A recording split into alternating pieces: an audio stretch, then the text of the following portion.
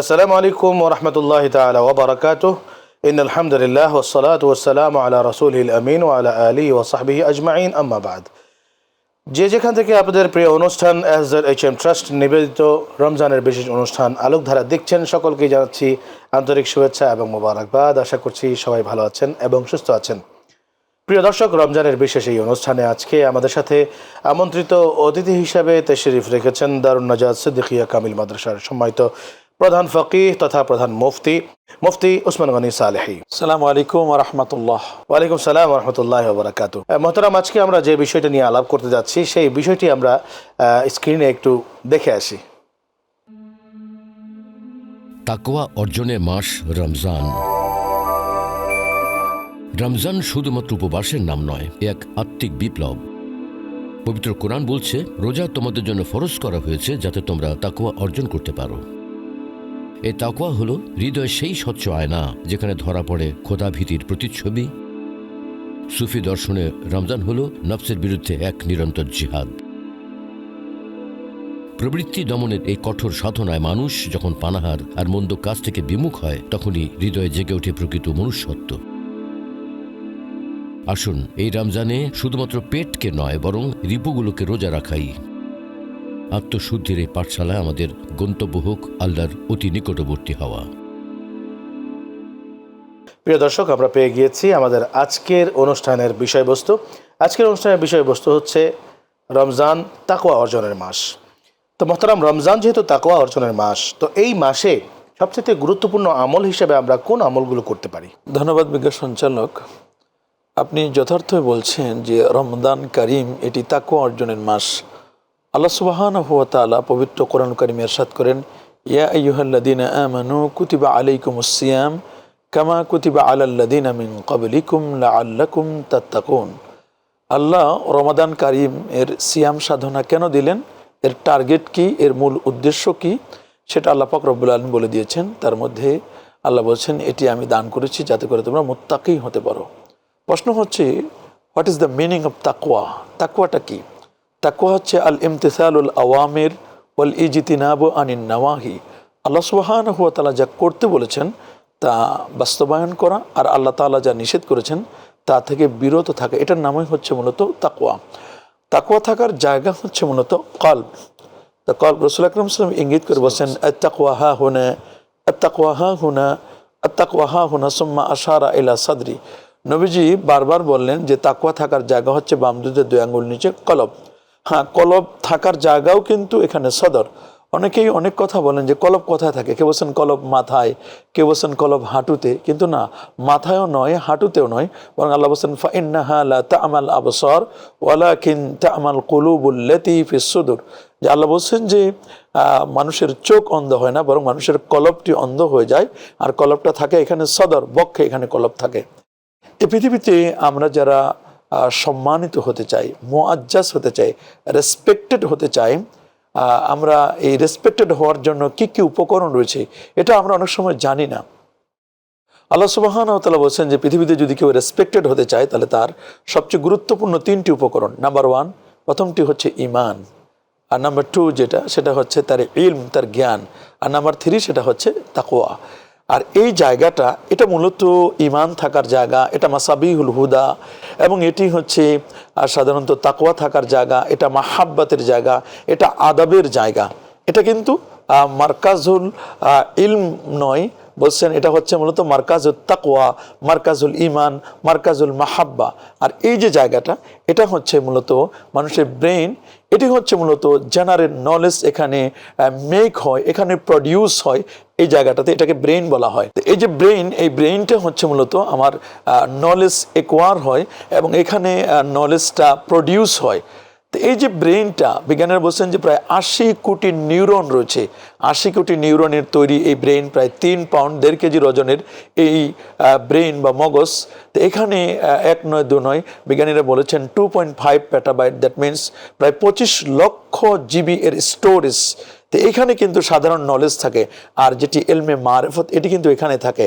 আর এই যে জবানটা, এটা হচ্ছে ডেলিভারি সেন্টার। একজন ব্যক্তির তার ভিতরে কতটুকু তাকওয়া আছে এবং তার আদব কতটুকু আছে, তার মাহাব্বত কতটুকু আছে, নবীর প্রেম কতটুকু আছে, এটি বোঝা যাবে কিন্তু তার এই জবান থেকে যেটি উচ্চারণ করবে। এখন তিনি এই জবান থেকে যা বলবেন এটি হয়তোবা তিনি ব্রেইন থেকে বলতে পারেন, অথবা তিনি এটা কলব থেকে বলতে পারেন। যদি ব্রেইন থেকে বলেন তাহলে এটা ভুল হতে পারে, কারণ ব্রেইনের নিজস্ব ক্যাপাবিলিটি নেই। ব্রেইন চলে পঞ্চ ইন্দ্রিয়ের দ্বারা। আপনি যদি জিজ্ঞেস করেন আমাদের সামনে যে ফুলটা আছে, আপনি যদি ব্রেইনকে জিজ্ঞেস করেন, ব্রেইন বলো তো এই ফুলটা এটা কি, যদি বলা হয় তো ব্রেন বলবে তুমি ওয়েট অ্যান্ড সি, তুমি এন্তাজের শোয়াই, তুমি কিছু অপেক্ষা করো, আমি তোমাকে ডেলিভারি দিচ্ছি এর তথ্যটা, নলেজটা। ব্রেন তখন চোখের কাছে টেলিফোন করবে, চোখ তখন বলবে যে এটা একটা গোলাপ ফুল, একটা সাদা গোলাপ অথবা একটা রেড রোজ, এটা তাকে তথ্য দিবে। যদি ব্রেনকে আপনি জিজ্ঞেস করেন যে এই গোলাপ ফুলটার ঘ্রাণ স্মেলটা কেমন, এটা কি খুশবুওয়ালা নাকি খুশবু নেই, তখন ব্রেন টেলিফোন করবে নাকের কাছে। তার মানে ব্রেন নিজস্ব কোনো কিছু প্রডিউস করতে পারে না, মেক করতে পারে না। এটাকে মেক করতে গেলে অফকোর্স তার পঞ্চ ইন্দ্রিয়ের সহযোগিতা লাগবে। কিন্তু কলবকে যদি জিজ্ঞেস করা হয় তাহলে কলব কখনো কারো সহযোগিতা লাগবে না। কলবের নেটওয়ার্ক, কলবের অ্যাটাচমেন্ট, কানেক্টিভিটি সংরব্বে কারিমের সাথে। এই জন্য রসুল আকরাম সাল্লাল্লাহু আলাইহি ওয়াসাল্লাম এখানে তাকওয়ার কথা বলছেন। এখন এই তাকওয়া অর্জনের জন্য আমরা কি করতে পারি? রমজান মাসের সবচেয়ে বড় মাধ্যম কিন্তু সিয়াম পালন করা, তারপরে পবিত্র কোরআনুল কারীম তিলাওয়াত করা, তাওবা করা, ইস্তেগফার করা, সাহারি গ্রহণ করা, ইফতার করা, এরপর নামাজ আদায় করা, এরপরে দান সদকা করা, এরপরে আমার অবয়বটাকে ঠিক করা এবং রাসূল আকরাম সাল্লাল্লাহু আলাইহি ওয়াসাল্লামের সুন্নাহ মোতাবেক আমার জীবনকে গঠন করা। তো এই কাজগুলো কিন্তু তাকওয়ার জন্য আমার জন্য সহায়ক। এবং সূরাতুল আরাফের 96 নম্বর আয়াতে আল্লাহ পাক রব্বুল আলামিন বলে দিয়েছেন যে একজন ব্যক্তি যদি তাকওয়া অর্জন করে তার বেনিফিটটা কি। আল্লাহ বলেন ওয়ালাউ আন্না আহলাল কুরা আমানু ওয়াত্তাকাউ লাফাতাহনা আলাইহিম বারাকাতিম মিনাস সামাই ওয়াল আরদ। এই পৃথিবীতে যদি জনপদের মানুষগুলো যদি দুটো জিনিস আমাকে দিত, একটি হচ্ছে ঈমান আর একটি হচ্ছে তাকওয়া, তাহলে আমি তাদের জন্য আসমান এবং জমিনের যত বারাকাতের ডোর রয়েছে, দরজা রয়েছে, সবগুলো আমি তার জন্য ওপেন করে দিতাম। এবং কোনো ব্যক্তির সাথে ঈমানের সাথে যদি তাকওয়া যুক্ত হয় তাহলে এই ব্যক্তি আল্লাহর ওলি হয়ে যায়। কারণ ওয়াল্লাযিনা আমানু ওয়া কানু ইয়াত্তাকুন, ঈমান এবং তাকওয়া এই দুটো যদি অ্যাড হয়ে যায় তখন এটা ব্যক্তি আল্লাহর ওলিতে পরিণত হয়ে যায়। ঈমানের সাথে যখন নেক আমল হয় তখন ওই ব্যক্তি জান্নাতুল ফেরদাউসের সে স্থায়ী মেহমান হয়ে যায়। ইন্নাল্লাযিনা আমানু ওয়া আমিলুস সালিহাতি কানাত লাহুম জান্নাতুল ফেরদাউসে নুজুলা। ঈমানের সাথে যদি আপনার তাকওয়ার উপর অবিচল থাকে তাহলে দুনিয়ায় বসে সে জান্নাতের সুসংবাদ পেতে পারে। আল্লাহ বলেন ইন্নাল্লাযিনা ক্বালু রাব্বুনাল্লাহ সুম্মা ইসতাকামু তাতানাজ্জালু আলাইহিমুল মালায়েকা আল্লা তাখাফু ওয়া লা তাহজানু ওয়া আবশিরু বিল জান্নাহ। দুনিয়াতে বসে সে জান্নাতের সুসংবাদ লাভ। আমরা আপনার কাছ থেকে তাকওয়ার এবং যে আমলগুলোর এটা পেলাম, ছোট করে বলবেন যে তাকওয়া বৃদ্ধির জন্য কোন আমলগুলো বর্জনীয়, কোন কাজগুলো আমাদের বর্জন করতে হবে? তাকওয়া যদি আমরা অর্জন করতে চাই তাহলে কিছু বর্জনও করতে হবে। সেটি হচ্ছে তাকওয়ার খেলাফ যে কাজগুলো, তার মধ্যে একটি হচ্ছে আমাদেরকে মিথ্যা ছেড়ে দিতে হবে, পরশ্রী কাতরতা এটি আমাদেরকে ছেড়ে দিতে হবে। কারণ মিথ্যা হচ্ছে সকল পাপের মূল, হচ্ছে মিথ্যা। তারপরে গীবাত ছেড়ে দিতে হবে, কারণ আল গীবাতু আসাদ্দু মিনাজ জিনা। তারপরে আমাদের হিংসাকে উপেক্ষা করতে হবে, হিংসা করা যাবে না। কারণ আসমানের উপরের প্রথম অপরাধ হচ্ছে হিংসা এবং জমিনের প্রথম অপরাধ যেটি কাবিল করেছিল হাবিলের সাথে, এটাও কিন্তু অহংকার এবং এটি ছিল হিংসা। কারণ রাসূল আকরাম সাল্লাল্লাহু আলাইহি ওয়াসাল্লাম বলে দিয়েছেন ইয়াকুমুল হাসাদ, তোমরা হিংসা থেকে বেঁচে থাকো। ফাইন্নাল হাসাদা ইয়াকুলুল হাসানাত, হিংসা মানুষের নেক আমলগুলোকে জ্বালিয়ে পুড়িয়ে সারখার করে দিবে। কামা তাকুলুন নারুল হাতাব, আগুন যেমন কাঠকে জ্বালিয়ে পুড়িয়ে সারখার করে দেয়। তাহলে হিংসা আমাদের ছেড়ে দিতে হবে, অহংকার ছেড়ে দিতে হবে, অহংকার করা যাবে না। তারপরে আমাকে হালাল খাবার খেতে হবে, হারাম আমাদেরকে বর্জন করতে হবে। রাসূল আকরাম সাল্লাল্লাহু আলাইহি ওয়াসাল্লাম তিনি বলে দিয়েছেন ইন্নাল হালালা বাইয়িনুন ওয়াল হারামা বাইয়িনুন ওয়া মা বাইনাহুমা উমুরু মুশতাবিহাত ফাত্তাকুশ শুবহাত আলা ওয়া ইন্না লিকুল্লি মালিকিন হিমা ওয়া হিমাল্লাহি মাহারিমুহা আলা ওয়া ইন্না ফিল জাসাদিল মুদগা ইজা সালাহাত সালাহাল জাসাদু কুল্লু ওয়া ইজা ফাসাদাত ফাসাদাল জাসাদু কুল্লু আলা ওয়া হিয়াল কলব। এই কলবটাকে যদি আমরা ক্রিস্টাল ক্লিয়ার করতে চাই, এই কলবটাকে ক্লিন করতে চাই, অবশ্যই এই অন্তর থেকে হিংসা, ফাসাদ, রিয়া, অহংকার, অজব, গজব, কেবের, ফখর, अनानियत हम बरा है सब मिटाई दी तबे मिटा दो अपनी हस्ती को अगर कुछ मर्तबा चाहो के दाना खाक में मिले मिलकर गोले गुलजार होते হয়। আমি যদি গোলে গুলজার হতে চাই, আমি যদি পারফেক্ট ম্যান, একজন পায়াস ম্যান হতে চাই, অফকোর্স আমাকে তাকওয়া বিরোধী, ঈমান বিধ্বংসী যে কাজগুলো এগুলোকে আমাকে অবশ্যই গিভ আপ করতে হবে, আমাকে ছেড়ে দিতে হবে। আপনাকে অসংখ্য ধন্যবাদ। প্রিয় দর্শক, আমরা এতক্ষণ যাবত মুফতি ওসমান গনি সালেহী মুহতারামের কাছ থেকে রমজানের করণীয় এবং বর্জনীয় বিষয়গুলো এবং তাকওয়া অর্জনের জন্য যে সমস্ত আমলগুলো আল্লাহ তাআলা করতে বলেছেন সেগুলো নিয়ে আমরা শুনছিলাম। চলুন আমরা চলে যাচ্ছি আমাদের অনুষ্ঠানের অন্য আরেকটি সেগমেন্টে। এখনকার সেগমেন্ট হচ্ছে নবী ও রাসূলগণের জীবনী।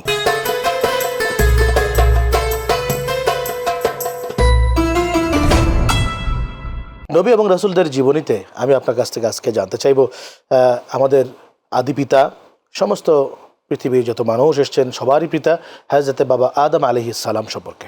ধন্যবাদ আপনাকে। দেখুন, নবী রাসূলদের যে বায়োগ্রাফি, জীবনীটা, এটা কেন আমাদের চর্চা করতে হবে? প্রথমত সূরাতুল হুদের 120 নম্বর আয়াতে আল্লাহ বলেন, ওয়া কুল্লান নাকুসসু আলাইকা মিন আনবাইর রাসূল মা নুসাব্বিতু বিহি ফুয়াদাক। নবীদের বায়োগ্রাফি যদি আমরা আলোচনা করি তাহলে আমাদের ইমানের বৃদ্ধির সহায়ক হবে। কারণ এই ইমানটা যদি আমরা প্রবৃদ্ধি করতে চাই তাহলে অফকোর্স আমাদের নবী এবং রাসূলদের জীবনী আলোচনা করতে হবে। তো নবী এবং রাসূল কতজন? 1,24,000 নবী, তার মধ্যে 315 জন হচ্ছেন রাসূল, এর মধ্যে 5 জন হচ্ছে উলুল আজমি মিনার রাসূল। তবে এই সমস্ত নবী এবং রাসূলদের যার প্রথম যিনি নবী, যিনি মানব মণ্ডলীর যিনি পিতা এবং যিনি সকল মানুষের যিনি মূল আসলুন নাসলে আদম, তিনি হচ্ছেন আদম সফিউল্লাহ আলাইহিস সালাতু ওয়াত তাসলিম। আদম আলাইহিস সালাতু ওয়াস সালাম তিনি এই পৃথিবীতে প্রথম একজন মানব, একজন মহান একজন নবী হিসেবে তিনি পৃথিবীতে প্রেরিত হয়েছেন। আদম আলাইহিস সালাতু ওয়াস সালামের দৈর্ঘ্য কেমন ছিল যদি আমরা বুখারী শরীফকে জিজ্ঞেস করি তাহলে বুখারী শরীফে আমাদেরকে উত্তর দিচ্ছেন, খালাকাল্লাহু আদামা আলা সূরাতিহি ওয়া তুলুহু 60 দিরআন ফালাম্মা খালাকাহু ক্বালা ইযহাব ফাসাল্লিম আলা উলাইকা নাফার। এটি বুখারীর বর্ণনা। আদম আলাইহিস সালাতু ওয়াস সালামের যে পুরো স্ট্রাকচার, এই স্ট্রাকচারটা আল্লাহ কিভাবে বানালেন, তা আমরা দেখব যে সেই স্ট্রাকচার বানাতে গিয়ে কাবজাতাম মিন জামিল, আর যেটি জামে তিরমিজির হাদিস, আল্লাহ পাক রব্বুল আলামিন জিবরিল আমিনকে বললেন যে তুমি গোটা পৃথিবী থেকে যে মাটি আছে সেখান থেকে এক মুষ্টি মাটি তুমি গ্রহণ করো। এই এক মুষ্টি মাটি গ্রহণ করলেন এবং এই মাটিটি ছিল মূলত এঁটেল মাটি। এক মুষ্টি মাটি গ্রহণ করার পরে আল্লাহ সুবহানাহু ওয়া তাআলা 40 দিন পর একটা বৃষ্টি নাজিল করেন, মাটিটা হয়ে গেল তখন এটি দোআঁশ মাটি, দ্যাট মিনস এটা কাদা মাটি হয়ে গেল। এরপরে আল্লাহ পাক রব্বুল এটাকে পুরাইয়া এমনভাবে মিন হামা ইম মাসনুন, একেবারে এটাকে বানায় দিলেন ঠনঠনে, একেবারে টোকা দিলে মাটি, হ্যাঁ ঠনঠনে মাটি, পুরা মাটির মতো হয়ে গেল। এই পুরা মাটিতে আল্লাহ বলেন ফানাফাকতু ফীহি মির রূহি, আমার রূহ সেখানে ফুৎকার করলাম। এরপরে তার পুরো বডি স্ট্রাকচার, এটা আগে যে ইনঅ্যাক্টিভ ছিল এটা অ্যাক্টিভ হয়ে গেল, ভিতরে নূরে মনোয়ার হয়ে গেল। এই যে আদম আলাইহিস সালামের 60 হাত লম্বা এই যে দেহটি এবং 7.5 হাত প্রস্থ, এটা আল্লাহ পাক রব্বুল আলামিন সৃষ্টি করলেন। এবং এই আল্লাহ পাক রব্বুল আলামিন সৃষ্টি করার পরে তাকে এমন কতগুলো নলেজ, জ্ঞান আল্লাহ পাক রব্বুল আলামিন তাকে দান করেন এবং তাকে একটা সেমিনারের মধ্যে তাকে উপস্থাপন করা হলো, তাকে অভিষেক করা হলো। এবং আরেক পাশে আল্লাহ সুবহানাহু ওয়া তাআলা মালাইকা যারা ফেরেশতা তাদেরকে আল্লাহ পাক রব্বুল আলামিন রেখে দিয়েছেন।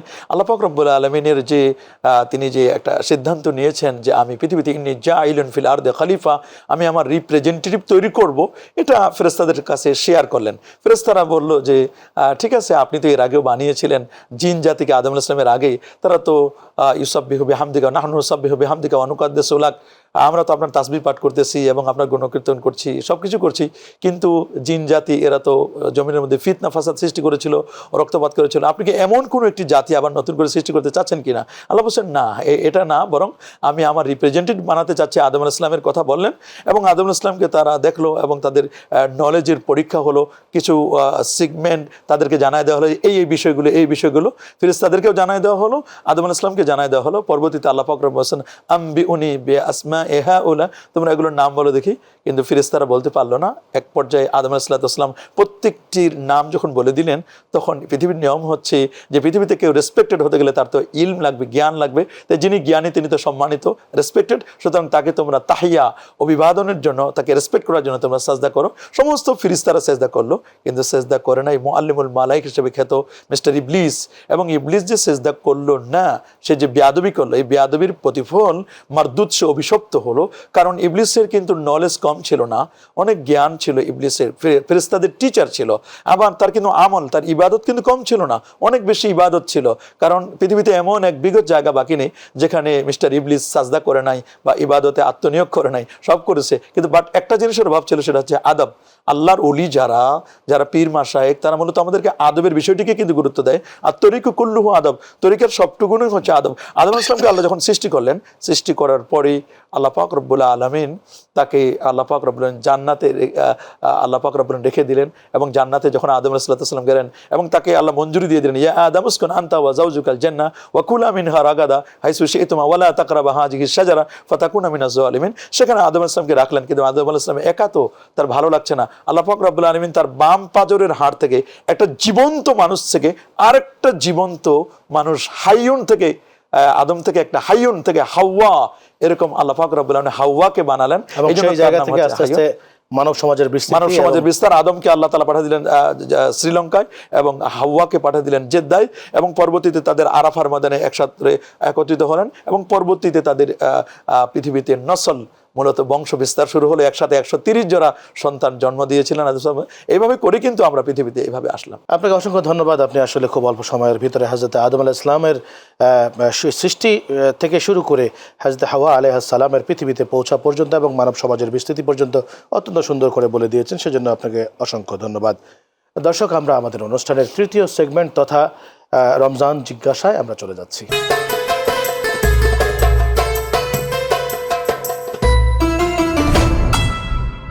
রমজান জিজ্ঞাসায় আমি আপনার কাছে জানতে চাইব যে যাকাত কার উপরে ফরজ, যাকাতের খাতসমূহ, এবং কি পরিমাণ সম্পদশালী হলে যাকাত দিতে হবে। ধন্যবাদ আপনাকে। দেখুন, যাকাত ফরজ হওয়ার জন্য ফার্স্ট কন্ডিশন সেটা হচ্ছে থেকে অফকোর্স মুসলিম হতে হবে। মুসলিম হলে পরই তার কাছে যদি নেশাব পরিমাণ সম্পদ থাকে। এখন নেশাব পরিমাণটা কত? কারো কাছে যদি 52.5 ভরি রৌপ্য এবং 7.5 ভরি স্বর্ণ বা তার সম পরিমাণ মূল্য যদি তার কাছে 1 বছর স্টে করে, 1 বছর হাউলানুল হাউল, 1 বছর তার কাছে থাকে, তার প্রয়োজনীয় আসবাবপত্র এগুলোকে বাদ দিয়ে, তাহলে তারপর শতকরা 2.5 টাকা হারে 1025 টাকা হারে তারপর যাকাত ফরজ হবে। এটি তার কাছে থাকতে পারে, মাল উত্তেজারা ব্যবসার সম্পদ থাকতে পারে, নিজের কাছে না থাকলে এটা ব্যাংকেও থাকতে পারে, যদি ব্যাংকেও থাকে, অথবা অন্যের কাছে যদি এটা থাকে এবং এটি যদি পরবর্তীতে পাওয়ার সমূহ সম্ভাবনা থাকে, তাহলে সেটাকে ধরে তিনি যাকাত আদায় করবেন। তবে ওলামায়ে কেরাম যেটি বলেছেন যে আমি এখানে নেশাব পরিমাণ স্ট্যান্ডার্ড হিসেবে কোনটা ধরবো, আমি কি স্বর্ণকে ফাইন্ড আউট করবো নাকি রৌপ্যকে ফাইন্ড আউট করবো? কারণ স্বর্ণ এবং রৌপ্যের দাম কিন্তু ফার ডিফারেন্স, অনেক পার্থক্য। যেখানে স্বর্ণ প্রায় 2.5 থেকে 3 লক্ষ টাকা ভরি, আর সেখানে রৌপ্য প্রায় 4.5 থেকে 5,000 টাকা ভরি, অনেক তো পার্থক্য হয়ে যায়। তা আমরা যদি এখন দেখি, একসময় তো এটা সেম টু সেম ছিল, যে কারণে স্বর্ণ রৌপ্যকে একসাথে করা হয়েছে। স্বর্ণ 7.5 ভরি স্বর্ণ এবং 52.5 ভরি রৌপ্য। এখন কিন্তু অনেক পার্থক্য হওয়ার কারণে ওলামায়ে কেরাম বলছেন যে রৌপ্যটাকে স্ট্যান্ডার্ড ধরে, যাতে করে গরিব দুঃখী আনফাউলিল ফুকারা, গরিবদের উপকার হয়, আমরা রৌপ্যটাকে কিন্তু স্ট্যান্ডার্ড ধরে আমরা যাকাত দেওয়ার চেষ্টা করব। আপনাকে অসংখ্য ধন্যবাদ। প্রিয় দর্শক, আমরা আমাদের অনুষ্ঠানের এ পর্যায়ে চলে যাচ্ছি সর্বশেষ সেগমেন্ট, স্পেশাল সেগমেন্ট, আর তা হচ্ছে সোশ্যাল মিডিয়া কর্তৃক প্রাপ্ত বিভিন্ন প্রশ্ন আমাদের কাছে আসে। সেই সমস্ত প্রশ্ন নিয়ে আমাদের এবারের পর্ব রুহের আয়না।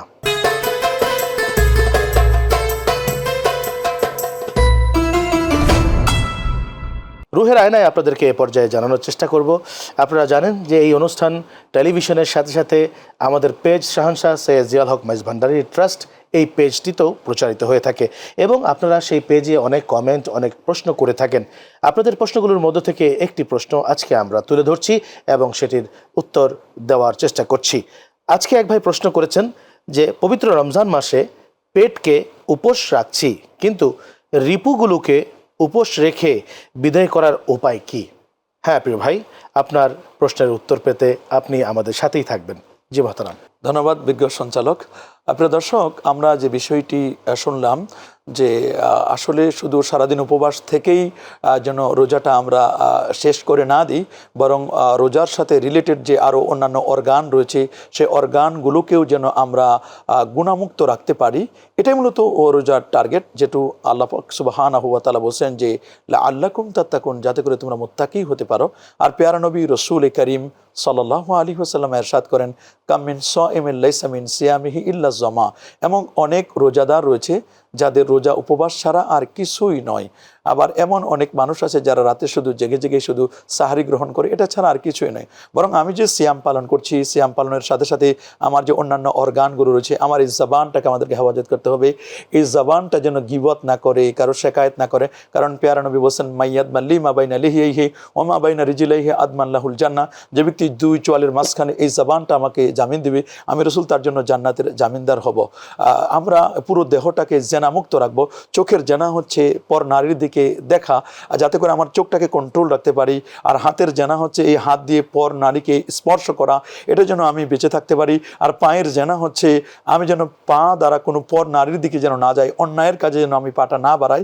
এই জন্য অফকোর্স আমার পাটাকে ঠিক রাখতে হবে।